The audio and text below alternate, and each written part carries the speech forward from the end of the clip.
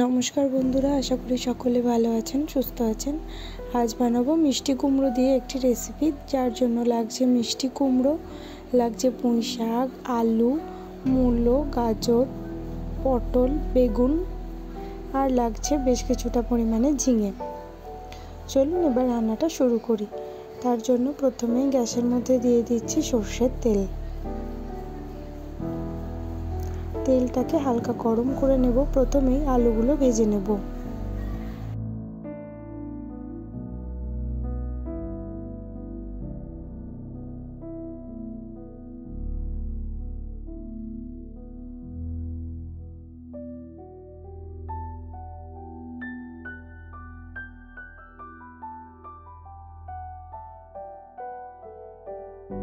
দিয়ে দিচ্ছি সামান্য পরিমাণে লবণ আর সামান্য পরিমাণ হলুদ।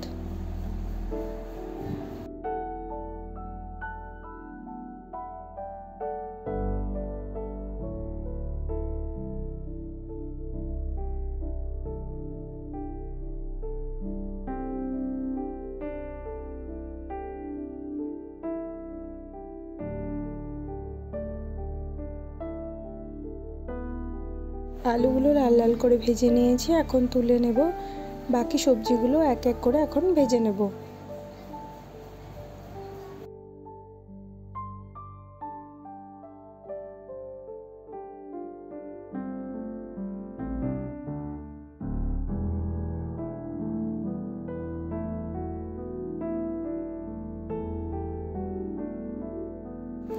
এবারে ভেজে নেব কুমড়োগুলো।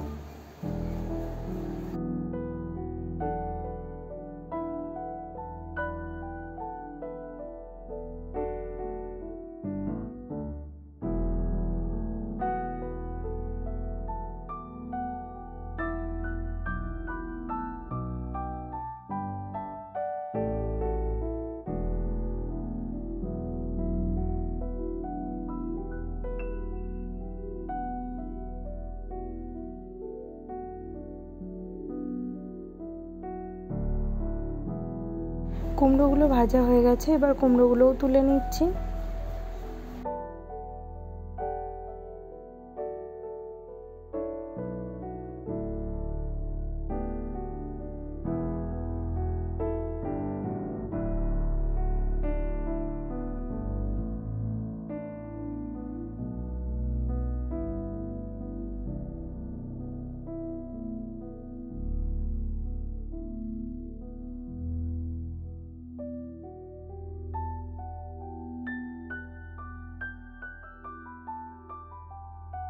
এবার পটল, গাজর আর মূলোগুলো ভেজে নেব।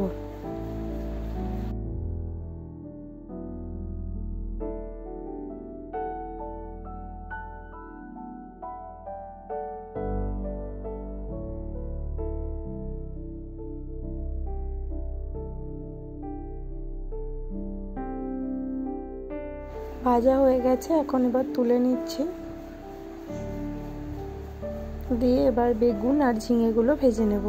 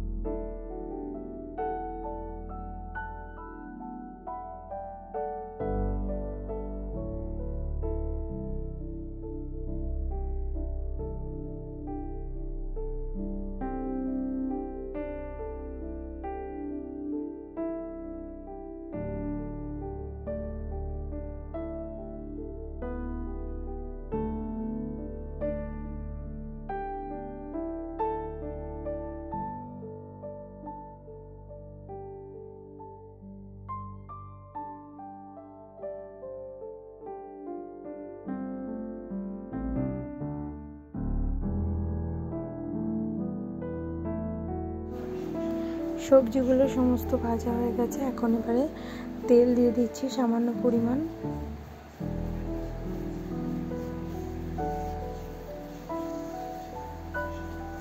তেলটাকে বেশ ভালো মতো গরম করব।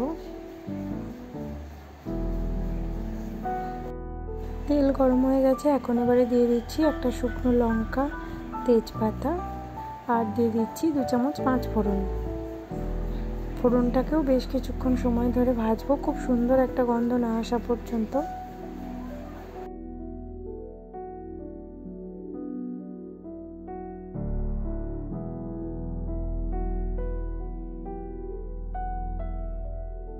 ফোড়ন বেশ ভালো মতো ভাজা হয়ে গেছে। এখন আমি দিয়ে দিলাম পুঁই শাক।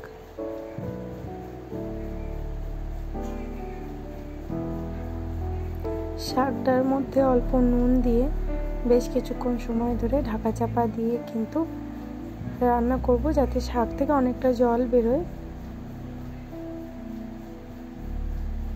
এবার একটু নাড়াচাড়া করে ঢাকা দিয়ে দেব।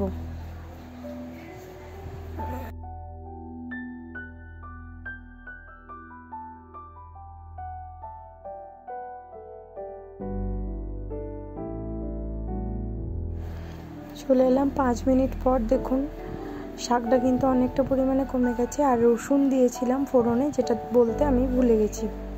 এবারে সবজিগুলোর মধ্যে কুমড়োটা আর আলুটা আগে দিলাম, যেহেতু ওটা সিদ্ধ হতে বেশি টাইম লাগবে। এবার বেশ কিছুক্ষণ সময় ধরে নাড়াচাড়া করব।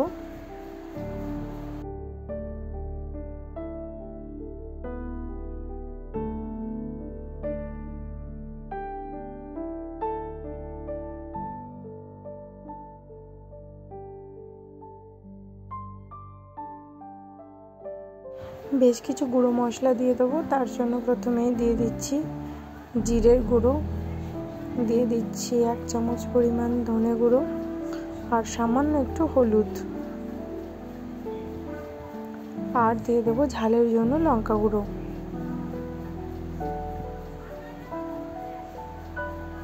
নুন দিয়ে দেবো পরিমাণ মতো।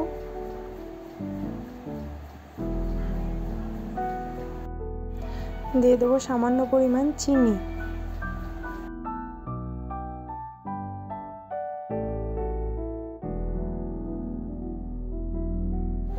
এবার কষাবো।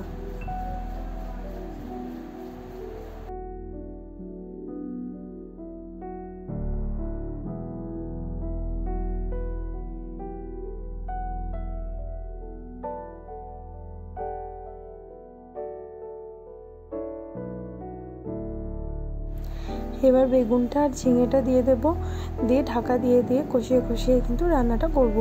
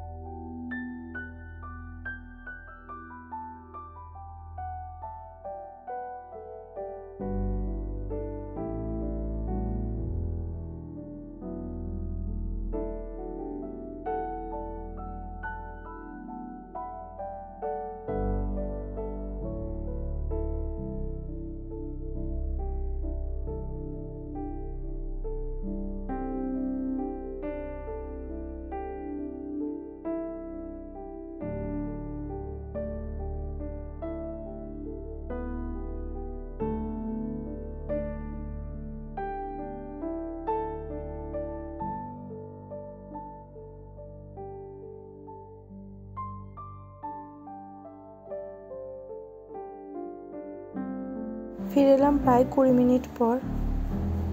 সবজিগুলো অনেকটাই সিদ্ধ হয়ে গেছে। আবার একটু নাড়াচাড়া করে নেব, তা না হলে তলায় ধরে যেতে পারে। চাইলে আপনারা এখানে কয়েকটা কচুও দিতে পারেন। আলুগুলো কিন্তু খুব ভালো সিদ্ধ হয়ে গেছে। আবারও ঢাকা দিয়ে দেব, দিয়ে আবারও বেশ কিছুক্ষণ ধরে রান্না করব। রান্নাটা একদমই হয়ে এসছে, চলুন এবার দেখে নিই। দেখুন রান্না কিন্তু একদম হয়ে গেছে। এবারে পরিবেশনের পালা।